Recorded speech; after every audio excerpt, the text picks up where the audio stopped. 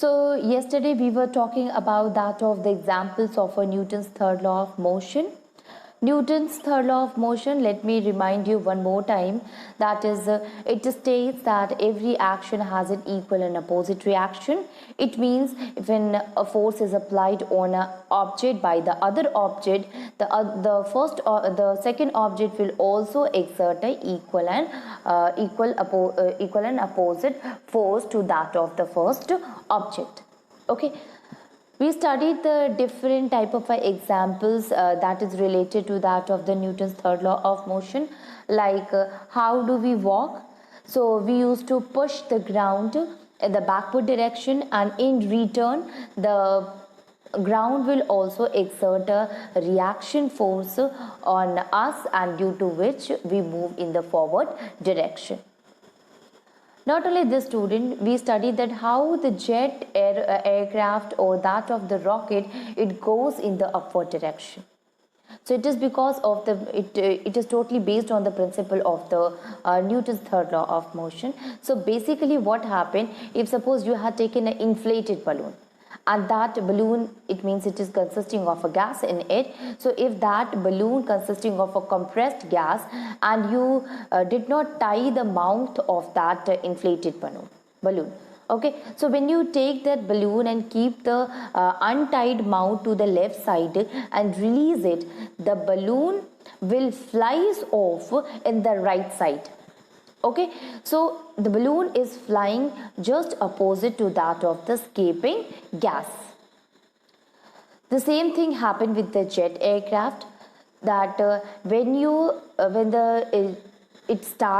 the rocket starts going, the gas which is present in the which is produced by that of the burning fuel, it starts coming out from the back end, from the rear end. It means the gases, it is coming from that of the downward direction, and due to which it also exert, these gases which is coming outside will also exert a force to that of the rocket engine, and due to which the rocket, it flies off, or it goes to the upward direction. Okay, same thing happened with the balloon also. When you keep that inflated balloon at the downward side, when the untied portion of the balloon is at the downward side, when you leave it, then the gases will starts coming out to the downward direction, and thus the balloon will move in the upward direction. What happened to a swimmer? The swimmer, he used to swim in the water. So basically, he used to cut the water current by pushing the water in the backward direction, right? And while pushing the water in the backward direction, the water will also exert an equal amount of a force, and due to which the swimmer, he moves in the forward direction. When you jump on the ground, the same thing happens. When you jump, then you try to apply a force on the ground in the downward direction, and in return the ground will also apply an equal and opposite amount of a force on you, due to which you move in an upward direction. In case of a hose pipe, when a fireman, he uses the water hose pipe, he used to hold the hose pipe very strongly, because the stream of the water which is coming out from the hose pipe is very strong. And what will happen, the hose pipe is applying a force on that of the water, due to which water moves in the forward direction. And the same thing, the water will also apply a force on the hose pipe, so that it will move in the backward direction. Okay, so the firemen, they used to hold this hose pipe very strongly, so that it will not move in the backward direction. So all these examples, they are basically work on the principle, or they are based on the principle of Newton's third law of motion. In all the examples, you have seen one force is applied on the other object, and the other object will also apply the same amount of force to the first object. Now we will go to the next topic, and the next topic is the law of conservation of momentum. Before that, when we were talking about student the Newton's second law of motion, then we said that Newton's second law of motion, it states that rate of change of momentum is directly proportional to the applied force. Okay, and when we talk about that of the momentum, so momentum is what it basically, it determines the we can find the momentum by the product of the mass and velocity. So momentum is what, student? It is mass into velocity. So that is what a linear momentum, that P is equals to mass into velocity. Now what happened in the law of conservation of momentum? So before we understand that what is the law of conservation of momentum, student, we should understand the meaning of the conservation. So if you see here, the momentum which is lost by one object is equals to the momentum gained by the object second. What does that mean? The momentum which is gained or lost by the collection of the object is always conserved. Conserved means it does not destroyed or it does not created. Okay, it means the total amount of a momentum, it remains constant, and that is the conservation of the momentum. Conservation, it means no change occurred in that particular quantity, that is the conservation. If we talk about the conservation of the momentum, student, it means there is no change in the momentum of the object, in the total momentum of the object. So momentum of the object, it does not change unless its mass, velocity, or both mass or that of the velocity changes. So we studied that the linear momentum is what? It totally depends upon the mass and the velocity. So if the mass increases, the momentum increases. If the velocity of the object increases, the momentum also increases. Okay, so momentum normally it depends upon the mass and the velocity, but conservation of momentum is what?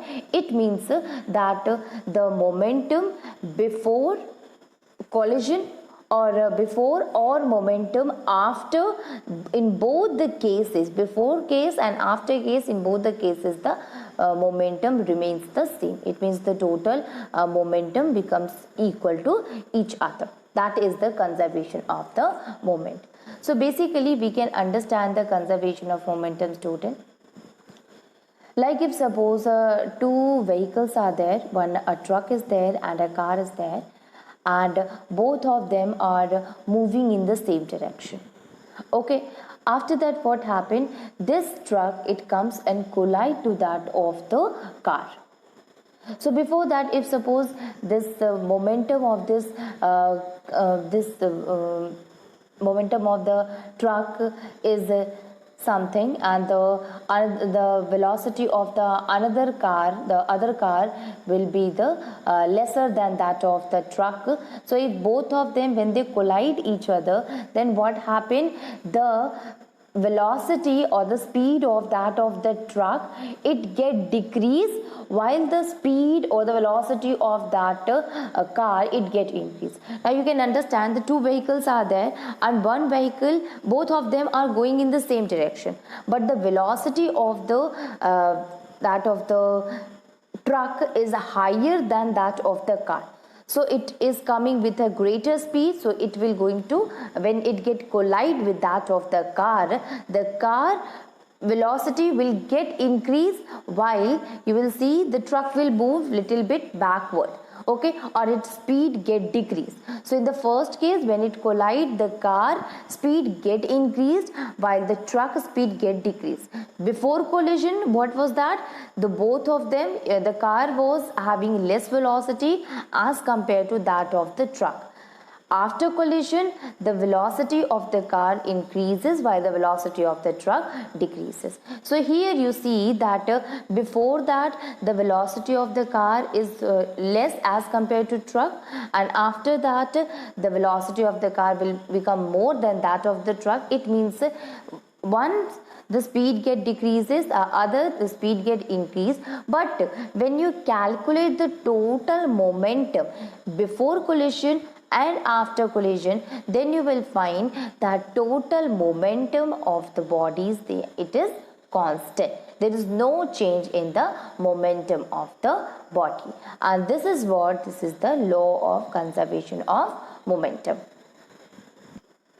Thus, the law of conservation of momentum, it states that the total momentum before collision and after collision is equal to each other until an external forces act on the system.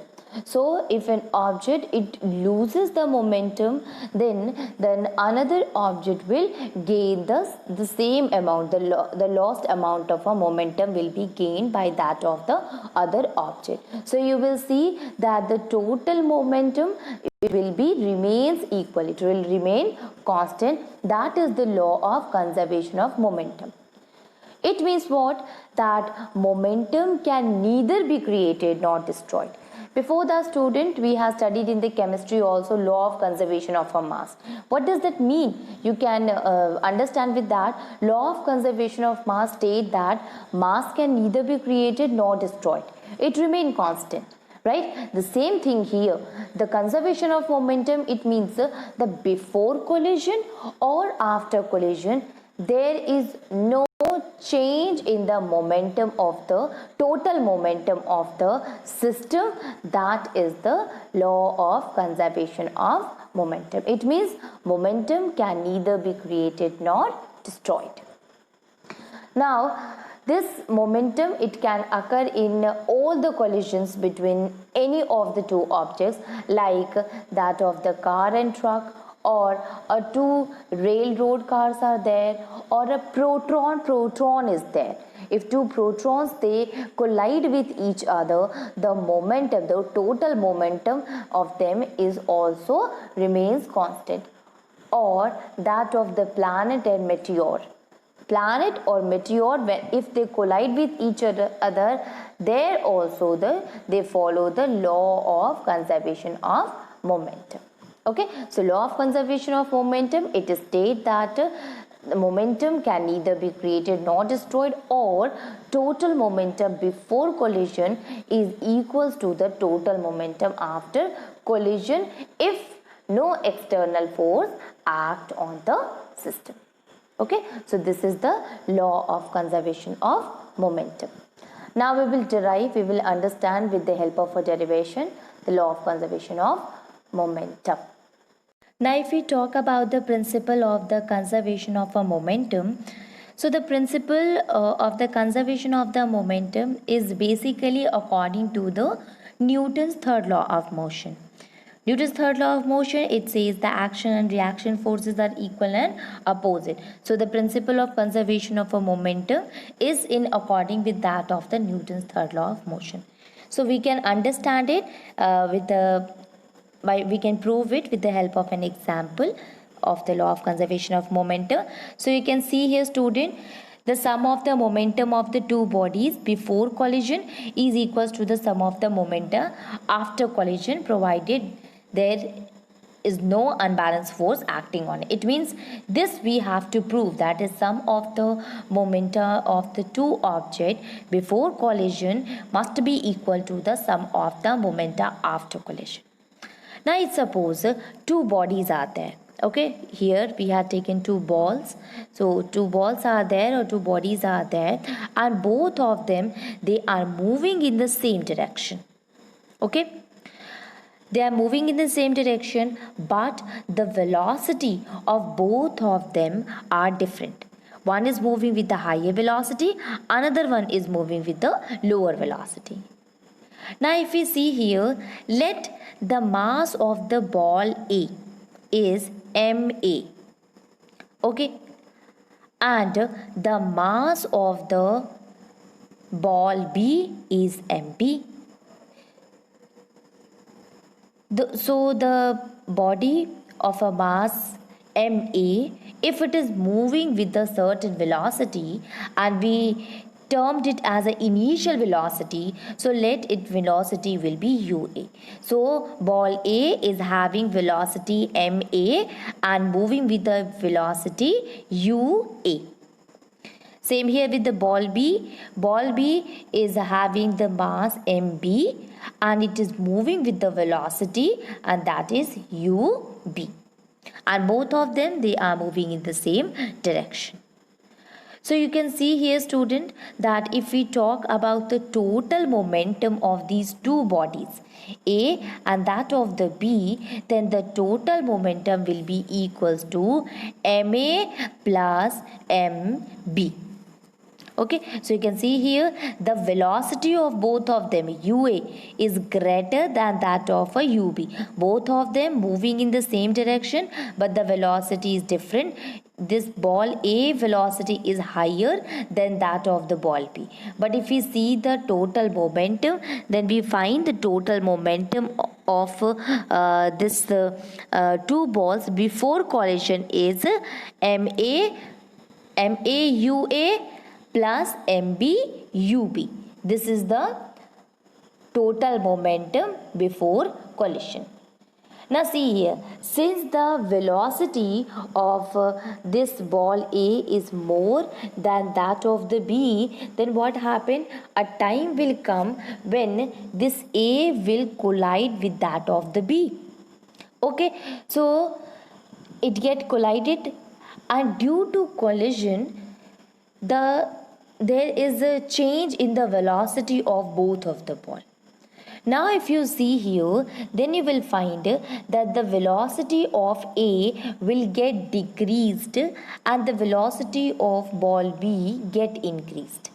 So the mass remains the same, ma and mb, but after collision the velocity get changed. Okay, so now the velocity we represent it, the change velocity we represent it by va and vb. So we can say that ua and ub the velocity before collision, and va and vb is the velocity after collision. So before collision the momentum of the ball A, and after collision the momenta of that of the B, it will be MAUA, because initially the momentum of the ball is MA and initial velocity is U. So MAUA is the momentum of ball A before collision. After collision its velocity get changed. So here the after collision the momentum of ball A, it will become MAVA. MAUA before collision, MAVA after collision. Same thing happened with that of the ball B, student. Ball B, before that it is having the initial velocity, that is UB. Okay, it was moving with the initial velocity UB. After collision its velocity get changed to VB. So before collision its momentum is MBUB, and after collision its velocity get changes, and due to which the momentum also get changed. So momentum will become MBVB. Okay, so MBUB is before collision, MBVB is after collision. Now see here, if we see the change in the momentum of ball A during collision. So what is the change in the momentum occur or in the case of a ball during collision? So it will become the final momentum minus that of the initial momentum. Okay, so final momentum was MAVA, right? And that of the initial momentum is MAUA. So this is the change in the momentum, that is difference in the initial moment, final momentum to that of the initial momentum. Now if we want to find the rate of the change of the momentum of ball A. Okay, so the rate of change of momentum of ball A, that will be equals to mass ma Va minus Ua upon T. Okay, so we can write it MAVA minus MAUA upon T, or we will take MA in a common and VA minus UA upon T. Now the same thing we can do for the ball B also. So what happened in case of a ball B? There is again a change in momentum of a ball B during collision, in which the final momentum minus to that of the initial momentum. So MB VB minus MB UV. So final velocity, final momentum minus initial momentum. Again, in case of a ball B, if we see the rate of the change of a momentum, then the mass will be MB and the change in the momentum is VB minus UB upon T. You can write here MB VB minus MB UV upon T, or MB we will take in a common and VB minus UB upon T. Okay, so the rate of change of momentum of a ball A and ball B is these two. Now, when we talk about the force, so you will see, student, that during collision, the first ball it exert a force Fa on the another one, that is Fb, and that is why in the first one we are seeing the force is exerted by the ball A, that is Fa to Fb. That's why it is written here Fb. In case of the ball B, what happened now? It will exert a same amount of force to the first according to the Newton's third law of motion. So here the force exerted by B to the A. You can see here according to Newton's third law of equation of motion, third law of motion, the force FAB exerted by the ball A to ball B. That's why the name is FAB. It means force exerted by A to that of the B. Now FBA, it means the force exerted by the ball B to ball A. So the force exerted by FAB, that is ball A on ball B, is equal and opposite to the force BA exerted by ball B on ball A. Okay, so we can say that during collision, both of them exert an equal and opposite force on each other. Okay, so when we see that the equal and opposite force, it means the force is equal. It means FAB is equals to FBA, but since it is in an opposite one, so we can write it here FAB minus FBA. Minus here, it is because the force which is exerted by that of ball B to A is in the opposite direction. That's why it is written here minus FBA. Now we will put the value here, then we will find it. So FAB, what is it? FAB is equals to MA VA minus UA upon T. FBA, that is MB VB minus UB upon T. Right, here it is upon T in both the cases. Now you see here, student, we can also write it like so this T will cancel each other. There is no equal, student. This is the wrong one. So now MA VA minus UA is equals to minus MB VB minus UB. So we can write it like MA VA. We will open the bracket, then we will get it MAVA minus MAUA, right? Here also minus a sign will be there, minus MBVB plus, because this minus and this minus, it will become plus MBUB. Okay, so MAVA minus MAUA is equals to minus MBVB plus MBUB. Now what can we do? We can take the A side and that of the B side. So as you can see here, student, in this case MAVA minus MAUA is equals to minus MBVB plus MBUB. So what will happen if suppose this one goes to this direction?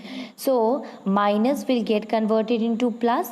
So here it will be MAUA plus MBUB. MAUA plus MBUB. Now you will take this minus MBVB to this direction, then this minus will get converted into plus. So here it will become MAVA plus MBVB. Okay, so by moving it to the other direction, the minus will get converted into plus. By this we can write that MAUA plus MBUB is equals to MAVA plus MBVB. Now see here, MAUA plus MBUB is equals to MAVA plus MBVB. What is this, student? This is the initial velocity, initial momentum, right? Before collision, the momentum of the A and B was MAUA, that is the momentum of the first ball. MBUB, that is the momentum of the second ball. Both of them, when you add them, that will be the total momentum before collision. So total momentum before collision, it will be MAUA plus MBUB. After that, if you see to this side, after collision, that velocity get changed. At that time, the ball A will have was having that MAVA VA, and B was having the MBVB. Right? So after collision or before collision, you can see here the momentum of both of them is same. So momentum of the two ball before collision is equals to the momentum of the two ball after collision. So you can see here the total momentum is conserved here. The momentum before collision is equals to the total momentum of the after collision. Okay, so by this is the mathematical formulation of the law of conservation of the momentum. A lot of applications are also there related to that of the conservation of momentum, including that how a rocket it flies or it work on the principle of the conservation of momentum, or how recoiling of the gun occur due to the conservation of momentum, law of conservation of momentum. Now there are the a good amount of application of a law of conservation of momentum is there, and law of conservation of momentum, the rocket, it used to work on the principle of the law of conservation of momentum, or a jet aeroplane or jet aircraft also work on the principle of the law of conservation of momentum.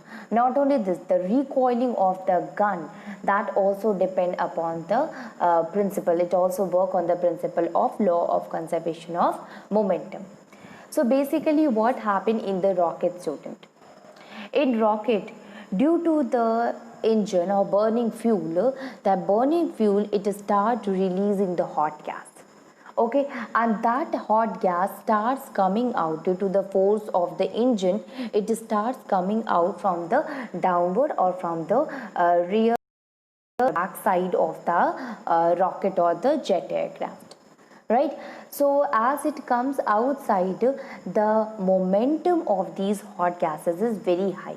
Why is it so? That gases, they are coming with a very high velocity, and if the velocity is more, the momentum will be more. Although the mass of the gas is very small, okay, it is almost negligible, but because of the high velocity, the momentum is also very large. Okay, so as it starts coming out very large of that of the hot gases, so it will make that of the engine so that it will also acquire a equal amount of a momentum. Okay, so that is the law of conservation of momentum, and due to that momentum, the rocket, it moves in the opposite direction with a great speed. Okay, so the hot gases which is coming out of it having the great velocity, thus a large momentum is applied on the rocket, and due to which it also moves with a great velocity Although the mass is very high, even then also it will move in the upward direction due to large momentum. Recoiling of the gun, it also depends upon the law of conservation of the momentum. There also the momentum before and after is conserved. Okay.